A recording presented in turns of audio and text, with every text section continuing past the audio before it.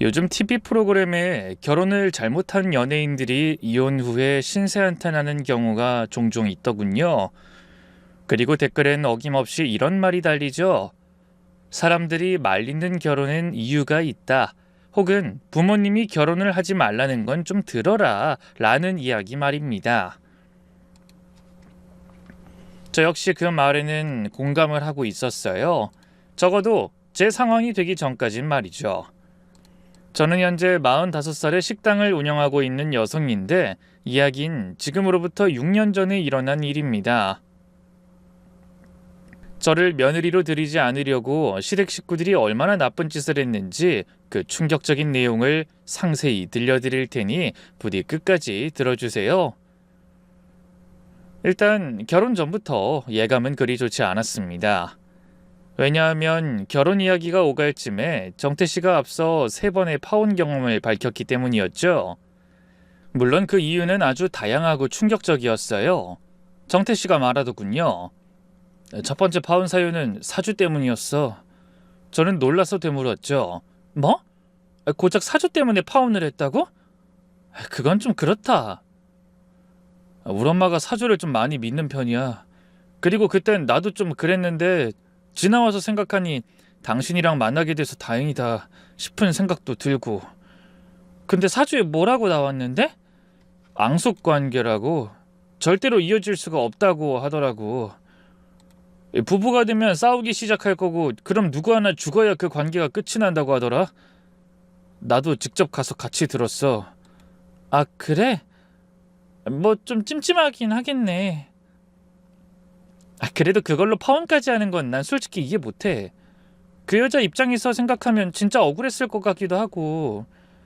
실은 아버지가 일찍 돌아가셨는데 오래전 그런 부분이 사주에 나왔나 봐. 엄마는 그 일로 많이 후회하셨고 그때부터 사주를 맹신하게 되신 거지. 다른 건 몰라도 누군가 일찍 죽는다 이런 말에 예민하신 편이야. 그래서 나도 최대한 어머니 의견을 따랐던 거지. 그 말을 듣는데 약간 걱정이 되더군요. 그럼 나랑 사주가 잘못 나오면 헤어진다는 걸까 하고 불만이 가득한 얼굴로 정태 씨를 봤죠. 그랬더니 절 보며 따뜻하게 웃으며 덧붙였습니다. 아니야, 그땐 나도 어렸고 솔직히 그 여자랑 많이 싸우기도 했거든. 약속 시간에 매번 1시간, 2시간씩 늦는 건 기본에 술도 너무 많이 마셔서 나랑 잘 안 맞는 부분이 있었으니까. 그래서 나도 어머니가 그렇게 싫어하는데 굳이 할 필요 없겠다 수긍한 거였어. 하지만 당신은 다르지. 우리가 언제 싸운 적이라도 있어? 오히려 너무 안 싸워서 탈이지. 그야 그렇지만 그래도 난 걱정이 되지. 걱정 마. 우린 진짜 사주 하나는 흠잡을 곳이 없을 테니까. 그리고 나머지 2번의 파혼은 상대가 바람을 피웠어. 뭐? 바람? 결혼 직전에 알게 돼서 파혼한 거야. 그게 말이나 되는 일이야? 둘 다? 그렇지. 사주는 통과했는데 바람을 피울 것 같다. 관상이 그렇다는 말 하더라. 당연히 난 믿지는 않았어. 근데 막상 일이 그렇게 되니까 나도 무섭더라. 2사람 다 직접 이야기를 해줬고 그렇게 파혼을 하게 됐거든. 그땐 엄청나게 힘들었는데 지금 생각하면 차라리 빨리 알게 돼서 다행인 부분이 있었고. 우와, 진짜 용하네. 그걸 어떻게 딱딱 맞춰? 그러게, 나도 아주 가끔은 진짜 그런 게 있나 싶기도 하고. 그 이야기를 듣고 보니 정태 씨가 왜 어머니 말을 신용하는지 알게 됐습니다. 마치 미래를 예견하는 것처럼 척척 다 맞추니 본인도 모르게 믿게 된 거더군요. 제가 그 입장이라도 2명이나 바람을 피웠다면 절대적으로 신뢰를 했을 테니까 말이죠. 물론 그것 외에도 정태 씨가 효자라는 것도 한몫했을 겁니다. 아버지가 일찍 돌아가셔서 어머니 혼자 힘으로 정태 씨와 남동생인 영태 씨를 키우시느라 고생을 꽤 많이 하셨다고 들었거든요. 그래서 정태 씨는 그런 어머니를 위해서 열심히 일을 했고 모은 돈으로 사업을 시작해 집안을 일으켰다고 했죠. 가족을 위해서 자수성가했다는 이야기는 대단하다고 생각하지만 결혼할 입장에서 보면 그것조차 부담스러운 건 사실이었습니다. 당시에 저는 식당 개업을 위해서 요리를 배워가고 있는 7년차 요리사였고 딱히 많은 것을 이루지도 못한 상태였으니까요. 때문에 저는 바짝 긴장한 상태로 그렇게 인사를 드리러 갔죠. 하지만 의외로 분위기는 정말 좋았습니다. 저보다 5살이나 어린 시동생은 저를 환영한다며 꽃다발을 줬고 시어머니 역시도 온화한 미소로 저를 반겨주시더군요. 오히려 긴장한 게 무색할 정도로 적극적으로 결혼도 찬성해 주셨죠. 부모님이 일찍 돌아가셨다고 정태한테 들었는데 날 엄마라고 생각해도 좋아요. 저는 어색하게 웃으며 대답했어요. 네? 네. 말씀만이라도 너무 감사하네요. 말만 그러는 거 아니에요. 보시다시피 내가 아들만 둘이잖아요. 시커먼 놈들만 데리고 살다 보니 딸 가진 사람들이 어찌나 부럽던지.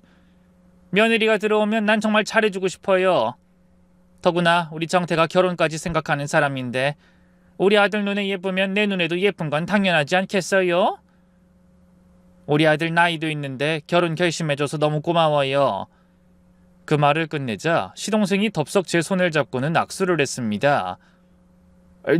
누나라고 불러도 되죠? 형수라고 하면 너무 동떨어진 것 같아서 그래요. 이에 정태씨는 저 자식이 원래 좀 저래, 이해해 라고 제게 귓속말을 했죠. 그러면서 다들 웃고 떠들었고 분위기는 그야말로 축제나 다름없었던 겁니다. 더구나 제가 가장 걱정하던 부모님이 일찍 돌아가신 이유에 대한 이야기 역시 시어머니는 진지하게 들어주시더군요.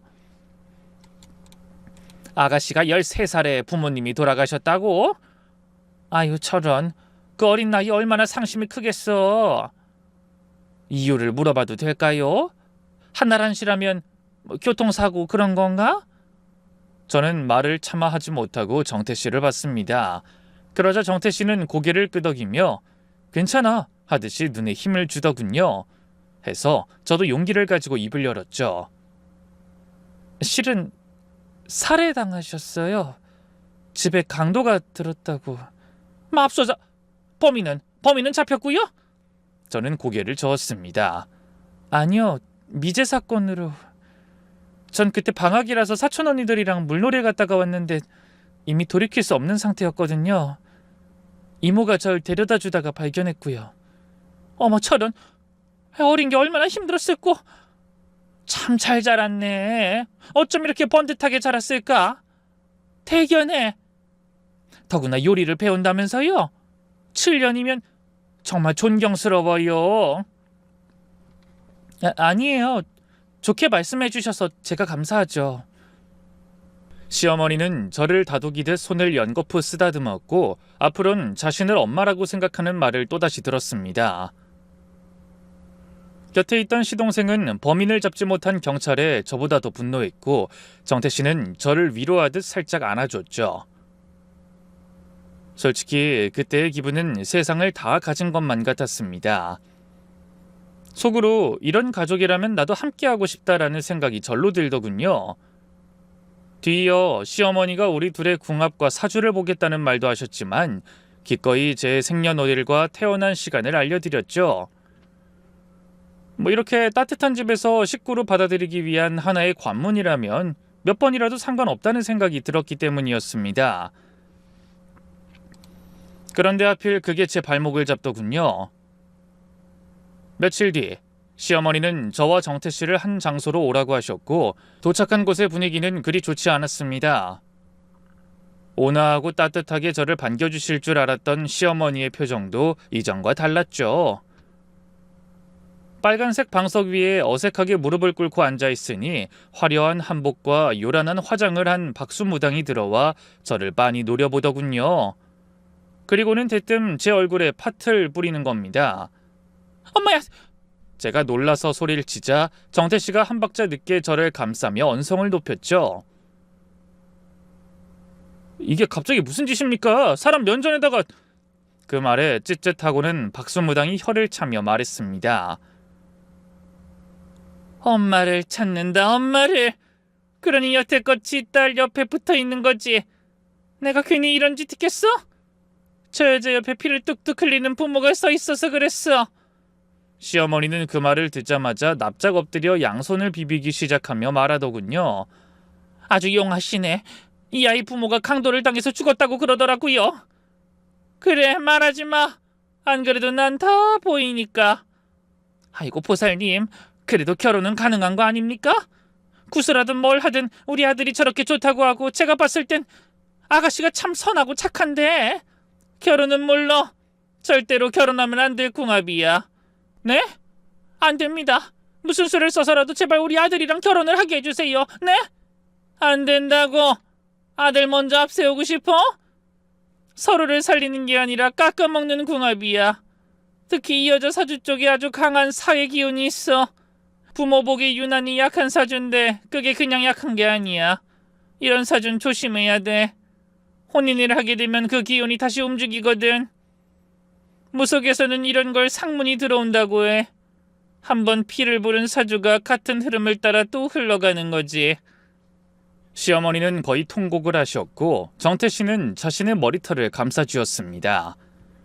저는 머릿속이 하얗게 돼서 한동안 말을 못했지만 이내 정신을 차리고 물었죠. 다시 봐주세요. 그럴 리가 없어요. 저랑 정태 씨는 한 번도 싸운 적도 없고. 사주가 다시 본다고 바뀌는 줄 알아? 지금 막 가슴이 답답하고 욱하고 올라오는 게 죽은 부모 귀신이 붙어서 그런 거야. 부모가 옆에서 부추기는 거지. 부모가 딸 앞길 막고 있네. 네? 말이 되는 소리라세요. 저희 부모님이 무슨 악기라도 된다는 거예요? 죽어서 이승을 못 떠나면 악기가 되는 거지. 악기가 뭐 별거 있는 줄 알아? 부모궁의 대흉살과 천간의 흉신이 맞물려 있고 이러한 기운이 혼인으로 이어지면 상문살이 재차 작동할 가능성이 높아. 혼인 후 혈연 혹은 가까운 주변 인물에게 중대한 흉사가 바라는 거야. 그러니 아가씨는 평생 혼자 사는 게 좋다는 뜻이고. 믿을 수 없겠지? 그럼 어디 결혼해봐. 남편 일찍 죽어서 실려가는 걸 보고 싶으면 얼마든지. 이건 무슨 저주도 아니고 솔직히 너무나 불쾌했습니다. 무엇보다 그 이후로 시어머니가 저를 대하는 것 자체가 이전과는 확연히 달랐죠. 자기 아들 죽는다는 말에 그럴 수 있다고 이해는 했지만 마치 더러운 벌레를 보는 것처럼 저를 바라보더군요. 점사를 다 듣고 난 뒤에 밖으로 나온 시어머니는 제 옆에 있는 정태 씨를 보호하듯 자신의 뒤로 놓더니 말했습니다. 아가씨, 나 내 남편 일찍 보내고 마음의 상처가 커요. 그때 내가 보살님 말을 들었어야 했다고 몇 번을 후회했고요. 그러니 내가 결혼 반대하는 거 너무 원망 말았으면 좋겠어요. 어머님, 정말 말도 안 되는 일이에요. 이걸로 결혼을 안 한다뇨? 그럼 입장 바꿔서 아가씨 아들이라도 그냥 넘어가겠어요? 나도 결혼 100번이고 200번이고 시키고 싶어요. 몰라요? 내가 그전엔 아가씨한테 잘했잖아요. 딸처럼 대할 생각이었고. 근데 여기서 아니라고 하는데 내가 어쩔 수 있겠어요? 부디 이해해주고. 그때 정태씨가 제 옆으로 와서 그런 시어머니를 마주보며 말했죠. 엄마, 여기 저번에도 왔었잖아. 그때도 비슷한 말 하지 않았어?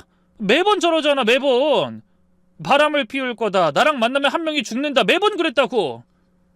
그야 너한테 그런 여자들이 들러붙으니까. 그리고 실제로 맞긴 했잖아. 보살님이 언제 틀린 말 한 적 있어? 엄마도 이러고 싶어 이러는 거 아니잖아. 제발. 엄마, 내 나이가 40줄이야. 근데 뭐 언제까지 저 사람 말을 듣고 결혼을 안 해? 뭐 나더러 평생 혼자 살라는 말이야? 사주?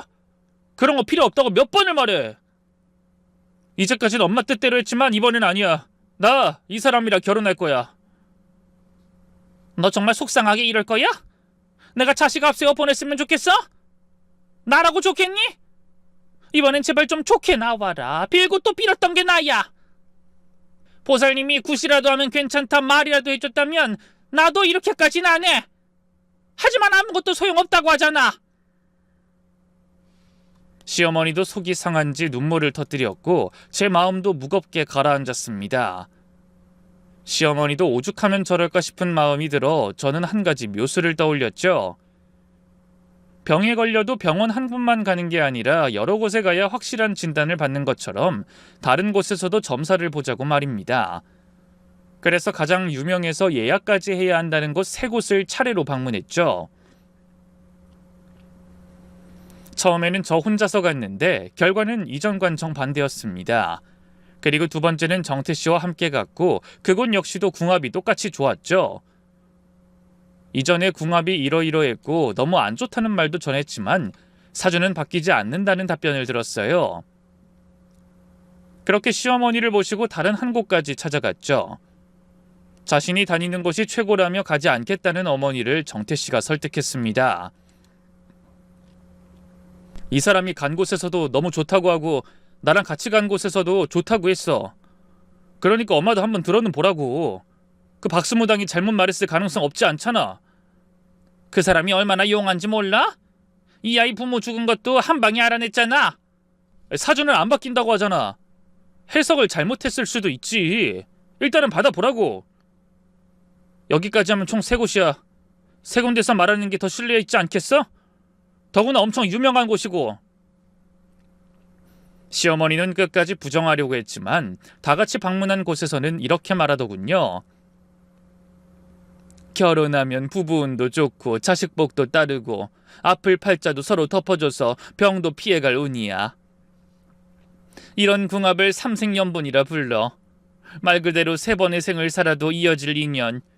절대 서로를 놓지 않을 궁합이야. 큰 복이니 이런 인연은 꼭 지켜. 단호하면서도 명쾌한 궁합에 저와 정태 씨는 좋아서 곁눈질을 하며 미소 지었는데 시어머니의 표정은 썩어가고 있었습니다. 그러더니 못 믿겠다는 듯 고개를 저었죠.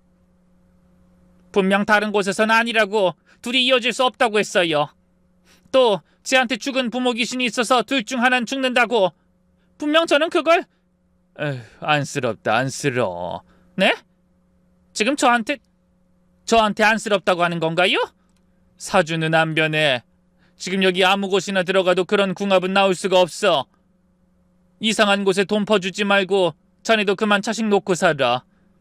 부모가 자식을 밟고 올라가서 사는 사주라 이런 식으로 가면 자식도 뭣도 다 놓치는 수가 있어. 지금 제가 내 자식을 밟고 일어난다는 거예요? 그럼 내 말이 틀려? 이런 곳은 못 믿어. 됐다, 일어나. 차라리 다른 곳에 가. 시어머니는 그 말에 부들부들 떨면서 절대로 인정하지 않겠다고 했습니다. 결국 그날 주변의 다른 곳까지 몇 번을 돌아야 했어요. 하지만 결과는 비슷했기에 인정할 수밖에 없었죠. 돈은 꽤 많이 나가긴 했지만 솔직히 제 입장에선 천생연분이다, 삼생연분이다 라는 말도 싫지 않더군요. 무엇보다 시어머니도 더는 이상한 곳에 돈을 빼앗기지 않아도 된다는 것에 안도하기도 했죠. 결혼도 예정대로 차근차근 진행해 갈 수 있었고 말입니다. 그런데 준비 과정에서 사업 때문에 바쁜 정태 씨를 대신해 시동생이 자리를 대신하겠다고 나서더군요. 누나, 내가 형 대신에 같이 다녀줄게. 내가 훨씬 더 잘 보기도 하고 형 취향도 다 꿰고 있어서 오히려 더 좋을걸? 형이 파혼하기 전에 만난 여자들도 내가 다녀준 게 꽤 있거든. 네? 저야 고맙긴 한데요. 그냥 반말하자. 우리 나이 차이 고작 몇 살밖에 안 나고 형순이 도련님이니 그런 호칭 딱 질색이라서 그래. 영대야 라고 불러줘. 어? 누나, 나 진짜 누나를 너무 가지고 싶어서 그래. 그래, 뭐 그러지 뭐. 인사를 갔을 때부터 누나 소리라더니 그때도 마찬가지였습니다. 시동생은 남편과는 달리 자유분방한 성격에 장난기가 넘치는 사람이었어요. 더구나 가족들도 호칭에 연연하지 않았기에 그냥 넘어갔죠. 실제로 저보다 더 꼼꼼하게 고르고 흥정을 하는 걸 보면서 함께 오길 잘했다 싶었고요. 하지만 가구를 보러 다니면서부터는 조금씩 불편해졌습니다. 신혼부부세요? 하고 묻는 직원의 질문에 대뜸 이렇게 말하더군요. 네, 이 사람이랑 저랑 결혼 앞두고 있어요. 그러니까 잘 좀 봐주세요. 물론 신혼부부라고 말을 하면 할인도 높고 각종 행사에 참석할 수 있는 것 때문에 대충 둘러댔다고 생각할 수는 있었습니다. 하지만 그 말과 동시에 저의 어깨를 감싸잡고 만지는 건 너무나 불쾌했죠. 제가 겨우 떨어뜨리면 또 붙고 웃으면서 밀어내면 더 다가오는 겁니다. 그리고 하루 종일 고생했다며 밥을 사달라고 해서 알겠다고 했더니 어떤 술집으로 끌고 가더군요. 그때 시간이 아마도 오후 6시, 5시 정도의 시간이었는데 술을 엄청나게 시키는 겁니다. 누나 주량은 어느 정도야? 난 술을 딱히 좋아하지 않아서 못 마시기도 하고 그래서 주량이라는 게 없지. 그럼 주량을 몰라? 일단 마셔보면 알겠네. 내가 오늘 누나 주량 알려줄게. 어때? 아니, 난 술 먹긴 싫은데. 나한테 고맙다며. 그럼 이 정도는 해줘야지. 내가 따라와줘서 고맙다고 했잖아. 어? 우리 앞으로 가족 될 건데 이 정도도 못해? 해주라. 어? 누나 한 번만, 딱 한 번만. 장난스럽게 웃으면서 몸을 떠는 걸 보며 귀여운 남동생 같다는 느낌이 들었어요. 그래서 어쩔 수 없이 몇 잔 받아 먹었죠. 문제는 제가 술을 조금만 먹어도 얼굴이 벌겋게 달아오르고 심장이 펄떡거리는 체질이었던 겁니다. 소주든 맥주든 약간의 알코올로도 그렇게 되곤 하죠. 얼굴만 보면 혼자서 술을 다 먹은 것처럼 보이지만 실제로는 알코올을 분해하지 못해 취하지 않은 상태고요. 거기서 더 때려 먹으면 토하면 토했지 한 번도 알딸딸한 취기를 느낀 적은 없었습니다. 헌데 겉으로 봐선 모르니 시동생은 제가 취했다고 판단했던 거죠. 누나 겨우 소주 반병이 이렇게 된 거야? 괜히 이렇게 많이 시켰네. 아니야, 나 안 취했어. 괜찮아. 원래 술에 취한 사람이 안 취했다고 해. 안 취했다고 말하는 순간 그게 취한 거지. 많이 힘들면 내 어깨에 기댈래? 내가 그 옆으로 갈게. 아니, 됐어. 나 괜찮다고. 시동생은 제 옆으로 자연스럽게 밀고 들어오더니 제 몸에 밀착했고 절 보며 말했죠. 누난 나 어때? 형보단 더 잘생긴 것 같지? 어리고 더 잘생기고. 저리로 가. 쓸데없는 말 하지 말고. 아니, 객관적으로 봤을 땐 어때? 내가 형보다 키도 더 크잖아. 심지어 손도 크다? 시동생은 자신의 손바닥을 크게 펼치더니 제 손을 덥석 잡고는 누나 손은 되게 조그맣다. 너무 귀여워. 라고 말하더군요. 하지만 그 손을 도통 놓질 않는 겁니다. 손 놔. 너 혹시 술 취했어? 에이, 그냥 잡고 있을 거야. 싫어? 누나 내가 싫은 거야? 난 누나가 좋은데. 순간 그 느끼한 눈빛을 보니 이건 아니다 싶은 생각이 스치더군요. 단순히 장난기가 넘치고 성격이 자유분방하다고 해도 이해할 범주가 아니라는 판단이 들었던 겁니다. 그런데 바로 옆을 돌아보니 시동생의 얼굴이 빠르게 제 얼굴을 향해 다가오고 있었죠. 피하려고 했지만 구석에 몰린 상태였고 한 손은 봉인되어 있었으니 저는 한 손으로 밀어내며 고개를 돌렸습니다. 다행이라고 해야 할지 시동생의 입술은 제 볼 끝에만 살짝 닿았죠. 지금 튕기는 거야? 귀엽다. 우리 서로에 대해서 좀 솔직해질 수 없어? 나 누나 처음 보고 알았는데 누나를 진심으로 좋아하게 됐다고. 나 어때? 남자로 내가 더 안 끌려? 비켜! 이건 아니지! 너 지금 취했어! 동시에 저는 발작하듯이 양발로 밀어낸 뒤 그 자리를 박차고 나왔습니다. 머리는 어지럽고 손발은 떨리는 상태로 한참을 걷다 속에 있는 걸 다 개워냈죠. 헌데 신기하게도 모두 토하니 정신이 완전히 맑아진 겁니다. 그리고 동시에 머릿속에 떠오른 것은 앞서 파혼한 두 여자들이 바람을 피웠다는 거였죠. 또한 첫 번째 여자의 파혼 사연은 다름 아닌 사주였고요. 궁합이 잘못 나온 것은 단순히 선무당이라고 치고 넘어갔지만 시동생은 분명한 유혹이었습니다. 술에 취했다 뭐했다 핑계일 뿐이지 그건 다른 어떤 것으로도 반박할 수 없었죠. 저는 바로 정태 씨를 불렀어요. 그리고 의심스러운 모든 걸 다 이야기했죠. 실은 내 동생 술버릇이 그거야. 뽀뽀하는 거. 당신이 좀 오해를 한 모양이네. 딱 봐도 애교가 넘치잖아. 나한텐 좋아한다는 말 자주 하고. 절대 이상한 이유는 없어. 그걸 지금 말이라고 하는 거야? 그걸 나더러 믿으라고? 나보다 먼저 파혼한 그 여자들의 상대가 누군지 알고 있긴 해? 모르지. 당연히 모르겠지. 스스로들 바람 피웠다고 말했을 뿐이니까. 근데 그건 명백한 유혹이었어. 만약 다른 여자들한테도 그런 거면? 설마 그걸 내 동생이 했다는 거야? 아, 절대 아니야. 내가 듣기론 헤어졌던 전 남자친구랑 다시 만났다고 하더라. 나한테 분명히 미안하다고 했고. 아니, 무엇보다 내 동생 그 정도는 아니야. 애초에 내 동생이 왜 그런 짓을 하겠어? 아니, 난 아무리 봐도 아닌 것 같아. 어머님도 당신 동생도 당신이 나랑 결혼하는 걸 싫어하는 게 확실해. 이 정도면 거의 99%라고. 억측이야. 우리 엄마랑 내 동생은 누구보다 내가 결혼하길 바라고 있어. 당신 지금 너무 예민해진 것 같아. 내 동생한테 내가 따끔하게 주의 줄게. 알았지? 확 풀어. 그저 허허 웃으면서 아니라고 말하는 그 사람이 답답하긴 했습니다. 하지만 저는 그때부터 내내 찜찜함을 감추지 못했죠. 실제로 결혼 준비를 하면서 시어머니가 예식 날짜를 뒤로 미루려고 하거나 시동생이 수시로 끼어들려고 하는 게 느껴졌고 저는 완전히 확신하게 되었던 겁니다. 또한 정태 씨는 가족들이 그럴 이유가 없다고 하지만 가까이서 보니 이유가 뚜렷하게 보이더군요. 바로 정태 씨가 그 집에서 유일하게 돈을 벌어오는 사람이었기 때문이었죠. 시동생은 대학 졸업 후에 한 번도 취업을 해본 적이 없었고 시어머니는 과할 정도로 사치를 하시는 분이었던 겁니다. 그러니 큰아들이 결혼해서 독립하는 걸 막는 게 확실했죠. 그래도 그때까진 저는 참으려고 했습니다.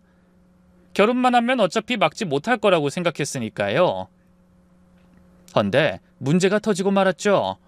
바로 예약한 식장이 결혼 3일 전 돌연 취소된 겁니다.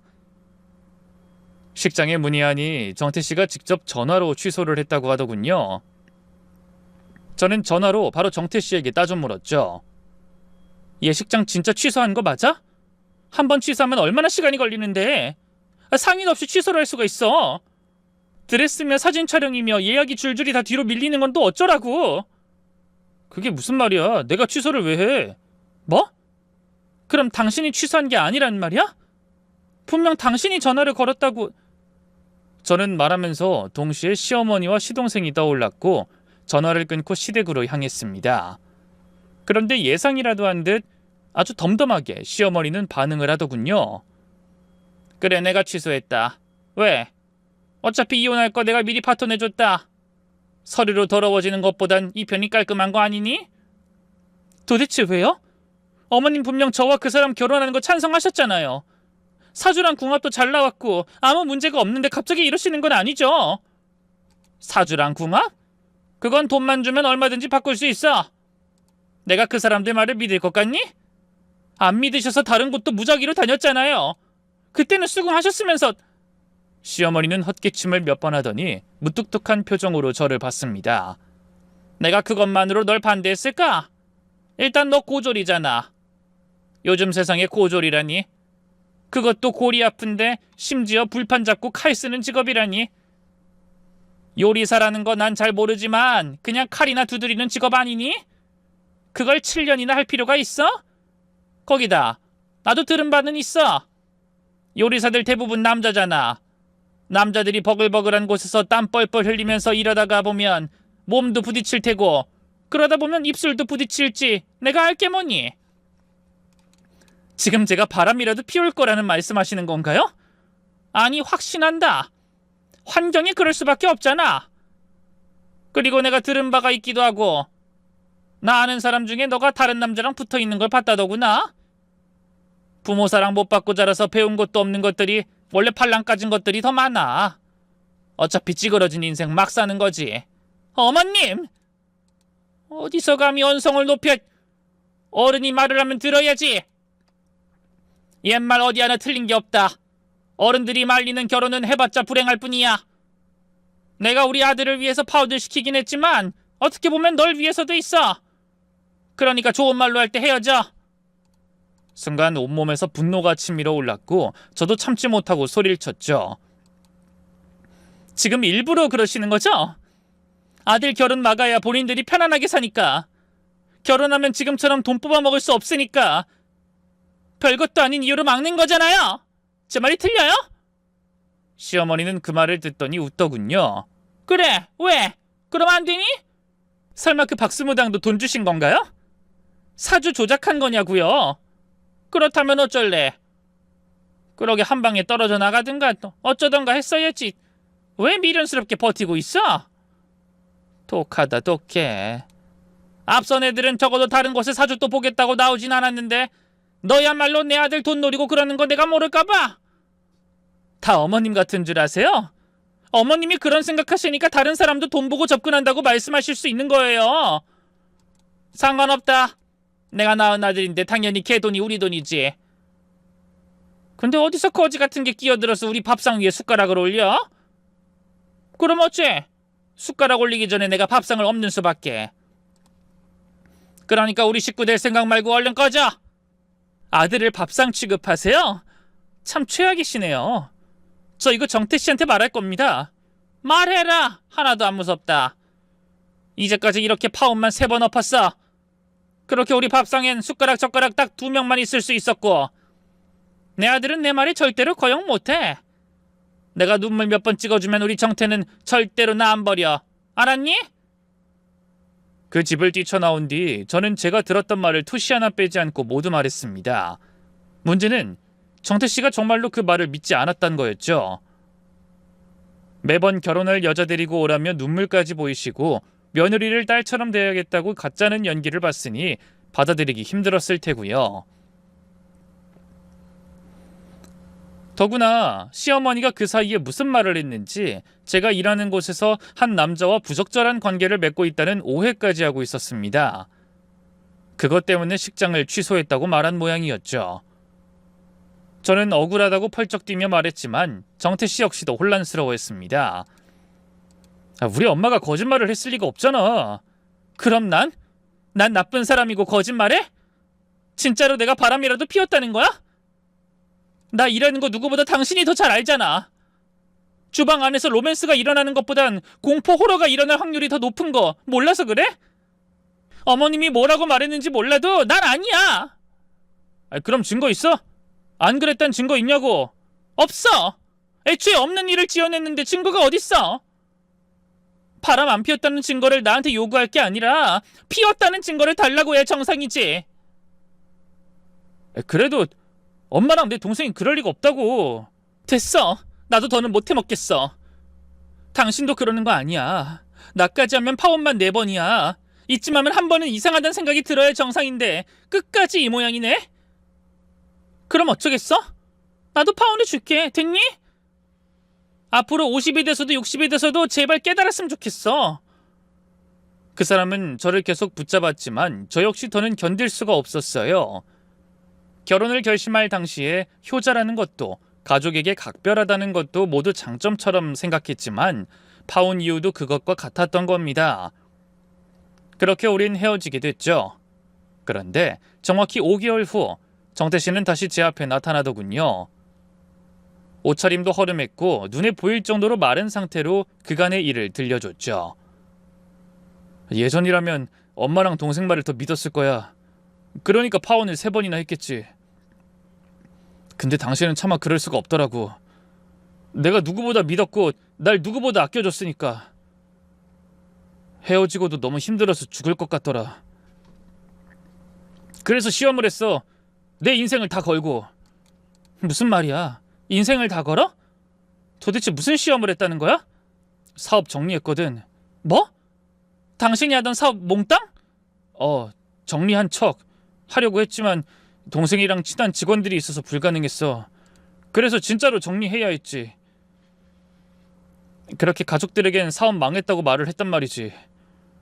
대행업체에서 소개해준 연기자들 동원해서 그럴듯하게 빚에 쪼들리는 척한 건 덤이었고 하면서도 설마 했어.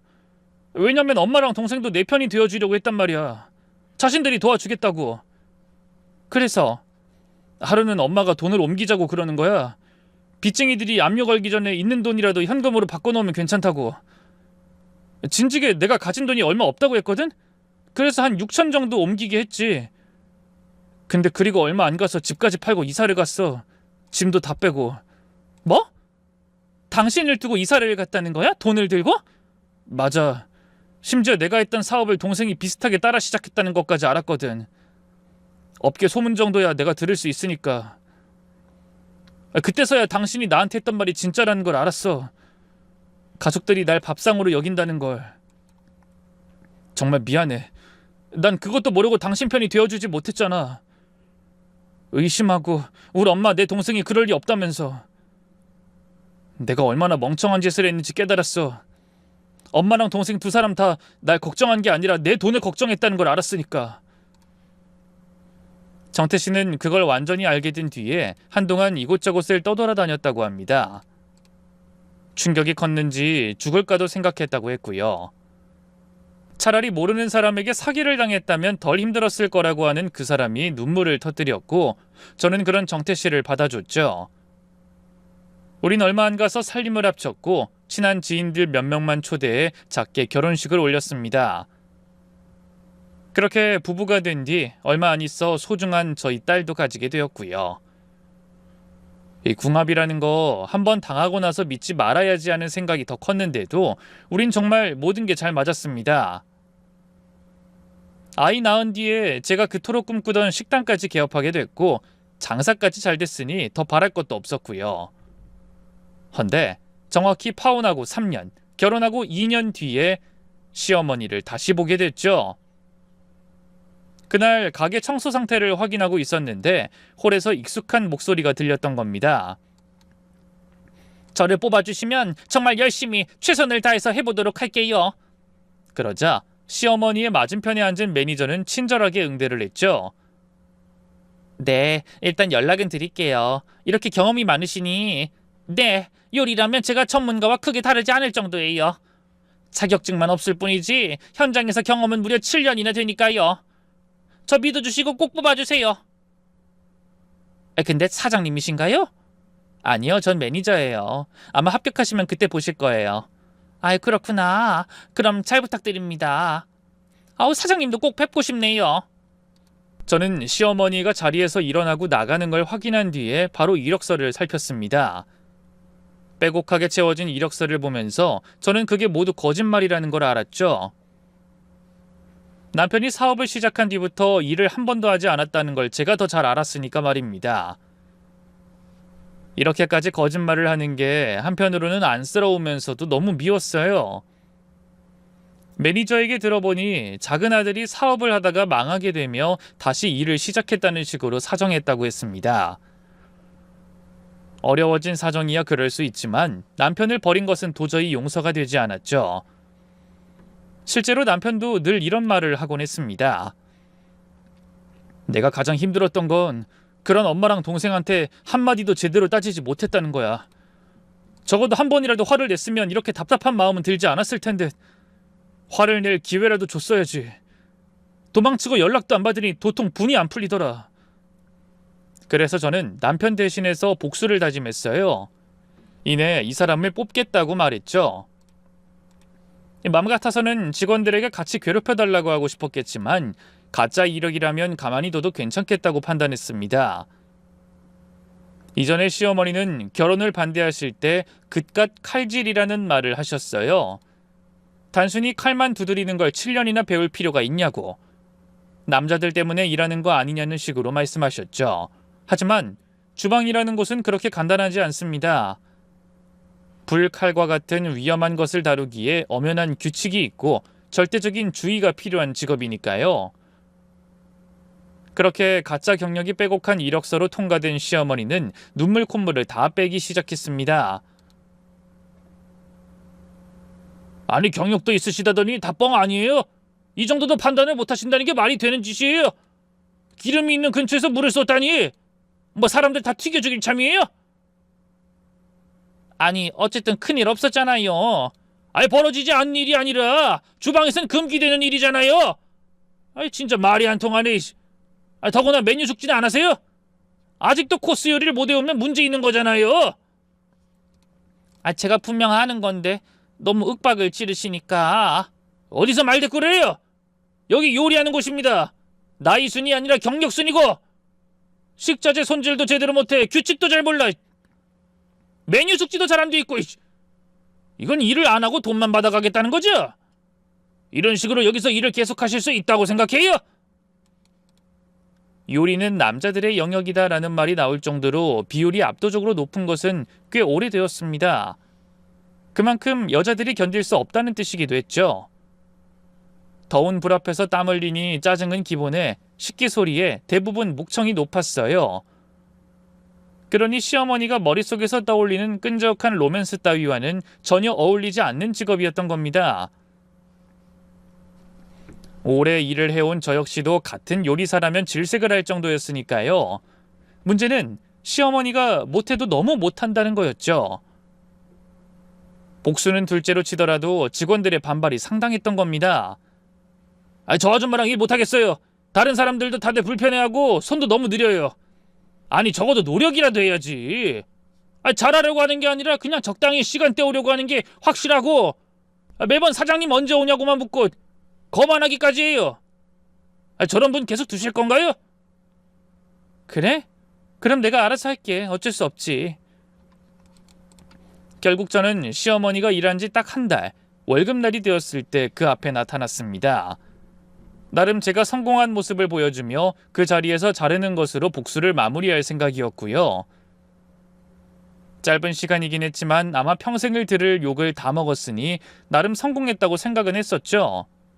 근데 시어머니는 저를 보고 놀라기는커녕 오히려 반가워하더군요. 사장 이름 듣고 혹시나 했어. 역시 너였구나. 이게 삼색연분이 아니고 뭐겠어? 나 너 그렇게 보내고 마음 편치 않았어.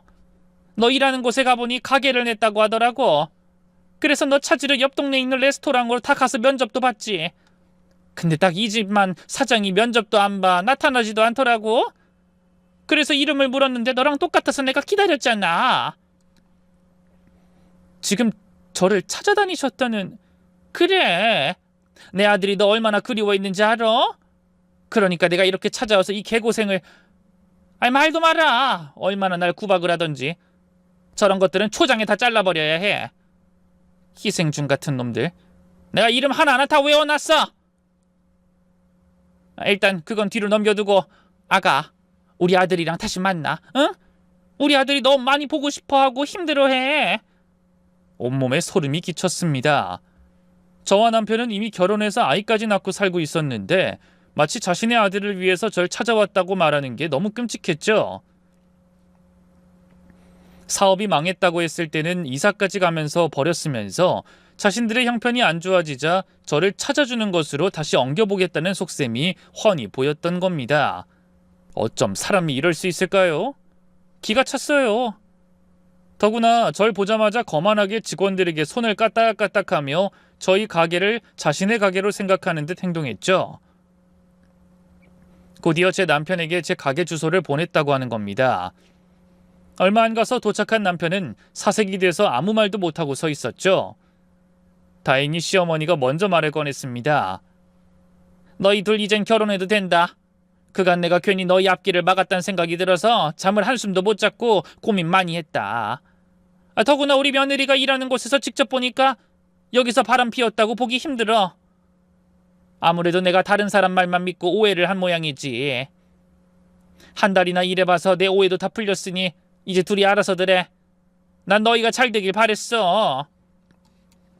남편은 기가 찬지 헛웃음을 흘리며 물었죠. 지금 우리 결혼을 이제 와서 허락한다는 거야? 그래. 너희가 좋다면 내가 한 발 물러나야지. 자식 이기는 부모가 세상에 있겠어? 시어머니는 마치 모든 걸 수용해주는 것처럼 뻔뻔하게 말했고 저와 남편 둘이서 이야기하라며 자리를 비켜주기까지 했습니다. 남편은 지금 벌어진 상황을 물었고 저는 복수를 할 생각이었다고 이실직고를 했죠. 솔직히 남편이 화를 낼까봐 바짝 긴장한 상태였는데 남편은 오히려 어느 때보다 차분하게 나오더군요. 그리고 제게 이렇게 말했죠. 차라리 잘 됐어. 엄마가 우리가 결혼한 것도 모르는 상황이니까 이참에 제대로 복수할래. 그래야 내 응어리가 좀 풀리겠어. 무슨 복수? 내가 느낀 배신감 똑같이 느끼게 만들 거야.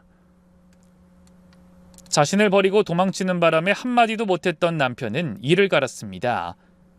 그 속에 쌓인 울분과 배신감이 얼마나 깊은지 짐작조차 되지 않았기에 저는 남편의 뜻을 따랐죠. 초반에는 마치 시어머니의 뜻처럼 다시 만나는 것처럼 연기를 하기 시작했습니다. 더구나 결혼 준비를 하는 척 엄청 좋은 집을 보러 다녔고 시어머니와 시동생의 허파에 바람도 불어넣었죠. 저는 시어머니가 아니라 엄마라고 생각하려고 해요. 그리고 도련님도 제 동생이라고 생각하고요. 그러니 당연히 이런 크고 넓은 집에서 함께 살아야죠. 시어머니는 입이 찢어질 듯 좋아하시더군요. 네가 성공을 하긴 했구나. 하긴 그 큰 레스토랑의 직원 수만 해도 바글바글 하더니 아니 이게 도대체 몇 평이야? 아 진짜 복덩이가 따로 없네. 넌 우리 집 보배야 보배. 그럼 나 지금 사는 집은 뺄까? 이사 날짜 맞춰야 하니까 언제든지 말만 해다오. 그럼요 빼셔야죠. 그 좁은 곳에서 어찌 살아요. 한 달 뒤에 들어오세요. 시동생이 끼어들어서 제 어깨에 머리를 기댔죠. 역시 우리 누나가 최고야. 난 진짜 너무 힘들었어. 사업하다 망하고 중소기업 들어가서 구박받으면 험한 일도 했어. 이것 봐. 내 얼굴도 엄청 까맣게 됐지? 손에 굳은 살도 몇 개 생겼다니까? 나도 일 그만둬도 되는 거야? 아님 누나네 레스토랑에서 매니저 할까? 저는 어깨를 털어내면서 애써 웃었습니다. 그럼 이제 다 그만둬도 되고 말고. 내 동생도 힘들면 안 되니까. 매니저? 그래 그러지 뭐. 아싸! 역시 우리 누나가 최고야. 나 누나 너무 좋아. 엉겨붙는 거 떨어뜨리고 얼마나 억지로 웃었는지 얼굴에 경련까지 일어나도 참았습니다. 남편 역시도 세상 행복한 척하느라 진땀을 뺐죠. 그리고 대망의 이사하는 날 우리만 그 집으로 싹 들어갔습니다. 사실 원래 계획은 시어머니가 남편에게 했던 것처럼 우리끼리 홀랑 이사를 가버리는 거였는데 하필이면 그 집을 남편이 마음에 쏙 들어있기 때문에 계획이 변경된 거였어요. 그렇게 이삿짐 잔뜩 싣고 와서 문을 열어달라는 시어머니와 시동생에게 당연히 문을 열어주진 않았고 돌아가라고 엄포를 놨습니다. 그럼에도 버티면서 아파트 입구에서 버티는 두 사람을 남편과 제가 찾아갔고 두 사람은 성질을 내더군요. 형이 어쩌면 이럴 수가 있어? 지금 설마 우리한테 복수라도 하겠다는 거야? 도로 돌아가라니. 지금 그걸 말이라고 해? 이사한다고 집 다 빼고 이사 비용 주고 이것저것 구매했는데. 누나 말 좀 해봐. 형이 이러라고 했어? 누나가 일도 그만두라고 해서 나 지금 백수라고. 남편은 자신의 동생의 멱살을 잡았습니다. 내 아내한테 누나라고 짓거리지 마. 이게 복수? 내가 데리고 온 여자들 가지고 놀 땐 이런 일 당할 거라고 생각은 못했어? 생각 같아선 나도 똑같이 돼갖고 싶지만 더럽고 불결해서 난 그런 짓 안 해. 이 개자식아. 양심이나 챙겨라. 형, 난 그런 게 아니라 일종의 시험 그런 거였어. 다 형을 위해서. 솔직히 그 여자들이 잘못된 거잖아. 내가 유혹했다고 홀랑 넘어간 여자가 잘못이지. 아니야? 무엇보다 누나는 아니 형수는 통과했고. 그럼 된 거 아니야? 말 잘했다. 그래 나도 시험해봤어. 엄마도 너도 늘 하는 그 시험 나도 했고 두 사람은 통과 못했거든. 그니까 내 집에서 좀 꺼져 줄래? 이때 시어머니는 제 손을 잡았고 저는 그 손을 뿌리쳤죠. 그러자 시어머니는 사시나무처럼 바들바들 떨면서 남편의 옷깃을 잡았습니다. 지금 이게 무슨 짓이니? 너 집에 두고 도망간 것 때문에 그래? 사실 그것도 다 이유가 있어. 너 찾는 빚쟁이가 우릴 죽인다고 그래서 어쩔 수 없이. 진짜 웃긴다. 그 빚쟁이들은 제가 섭외한 연기자들인데 엄마를 왜 찾아가? 내가 지시한 게 아닌데 찾아갔다고? 말이 되는 소리래. 시어머니는 눈이 2배는 커졌죠. 연기자라니 그게 무슨 말이야? 내가 말했지 다 시험이었다고. 두 사람이 날 어떻게 바라보는지 알고 싶어서 망한 척한 거야. 무엇보다 이 사람이랑 나 이미 결혼해서 애 낳고 살고 있었어. 그러니 나랑 연결시켜주려고 했다는 핑계도 더는 내세울 생각 마. 집 근처도 오지 말고. 이 집을 선택한 이유가 보안이 철저해서니까. 이에 시어머니는 무너지듯 무릎을 꿇었고 시동생 역시도 빠르게 곁에 꿇고 앉혔습니다. 우리가 잘못했다. 그래 우리가 죽을 죄를 지었어. 그래도 이건 아니지. 나랑 네 동생 이렇게 거리에 나앉게 만들겠다는 거야? 이건 불효야. 하늘에 있는 네 아빠가 뭐라고 생각하겠어? 정태야 한 번만 받아오. 내가 평생 이 죄 갚고 또 갚고. 형, 나도 잘못했어. 다시는 안 그래. 진짜 형을 위해서 한 거였어. 정말이야. 가. 둘 다 꼴 보기 싫으니까. 너 이런 짓 하면 지옥 가. 부모 가슴에 못을 박고 어찌 천국을 가겠어. 시어머니의 말에 남편은 덧없다는 듯 희미한 미소를 지었죠. 부모 가슴에 대못 박는 것만 지옥이라니, 그거 참 불공평한 지옥이다. 근데 자식 가슴에 대못 박는 부모는 천국 갈 수 있을까? 그럼 지옥에서 만나게 되면 그때 다시 이야기해보자. 살아있는 동안은 절대로 보고 싶진 않으니까. 그 일이 있고 한동안은 꽤 고달픈 시간을 보냈습니다. 저희 가게고 집이고 자꾸만 찾아오는 통에 골치를 썩혀야 했거든요. 심지어 시어머니는 부양료 청구 소송이라는 일명 불효자 소송까지 진행했죠. 물론 민법상 신의 성실의 원칙에 위배되지 않는다고 판단되어 기각됐지만 말입니다. 그렇게 현재 우린 일상으로 돌아왔고 열심히 아이도 키우고 남은 아파트 대출금 갚으며 살고 있어요. 얼결에 복수 때문에 그럴듯해 보이는 곳으로 이사를 했지만 덕분에 아주 만족하고 있답니다. 가족이라는 이유로 감내해야 하는 일들이 세상엔 너무 많죠. 하지만 이젠 함께할수록 나를 무너뜨리는 사람과는 가족이라는 이름으로도 끝까지 갈 수 없다는 걸 이제야 알겠어요. 진짜 가족은 함께할수록 편안해지고 오래 있어도 상처나지 않는 사람이더라고요. 남편도 그걸 깨닫는데 너무 많은 계절이 흘렀지만 다른 분들은 지금이라도 늦지 않길 바랍니다. 오늘 제 이야기를 끝까지 들어주신 분들, 부디 자신을 아프게 하는 사람들로부터 조용히 걸어 나올 수 있게, 또 자신을 지키는 일이 가장 먼저라는 걸 잊지 마세요. 부디 모두 행복하셨으면 좋겠습니다.